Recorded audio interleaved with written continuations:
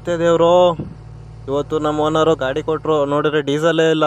ಹೋಗ್ಲಿ ಬಿಡು ಅಂತ ಗಾಡಿ ತಗೊಂಡು ಹೊರಟೆ. ಏನೇ ಹೇಳಿ, ಬುಲ್ಲಾರ ಓಡಿಸೋದು ಅವ್ನ ಮಜಾನೇ. ಆನೆ ಆನೆ ಓಡಿಸ್ದಂಗೆ ಇರುತ್ತೆ. ನಮ್ಮ ಓನರ್ ಕೊಡೋದೇ ಅಪರೂಪ ನನಗೆ ಗಾಡಿನ. ಯಾಕೆಂದರೆ ನಾನು ಎಲ್ಬೋಲ್ಟು ಅಂದ್ಬಿಟ್ಟು ನನಗೆ ಗಾಡಿ ಕೊಡಲ್ಲ. ನಾವು ಗೊತ್ತಲ್ಲ, ಒಂಥರ ಬೆಂಕಿ. ನಾವು ಅದಕ್ಕೆ ನಮ್ಮ ಓನರ್ ನಮಗೆ ಗಾಡಿ ಕೊಡಲ್ಲ. ಡ್ರೈವ್ ಮಾಡ್ತಾ ಇದ್ರೆ ಕುದುರೆ ಹೋದಂಗೆ ಓದ್ತದೆ ಗಾಡಿ. ಅದರಲ್ಲಿ ಒಂದು ಭಯ, ಡೀಸೆಲ್ ಖಾಲಿ ಆಗ್ಬಿಡ್ತೋ ಅಂತ ಒಂದು ಭಯ. ಮೊದಲೇ ಎಲ್ಬೋಲ್ಡ್ ನನ್ನ ಮಕ್ಕಳು ನಾವು, ನಮಗೆ ಗೊತ್ತಾಗಲ್ಲ. ಹಾಗೆ ಗಾಡಿ ಓಡಿಸ್ತಾರ ಖುಷಿಗೆ ಹುಡುಗಿಯರೆಲ್ಲ ನೋಡಿ ಸ್ಮೈಲ್ ಮಾಡ್ತಾಯಿದ್ರು.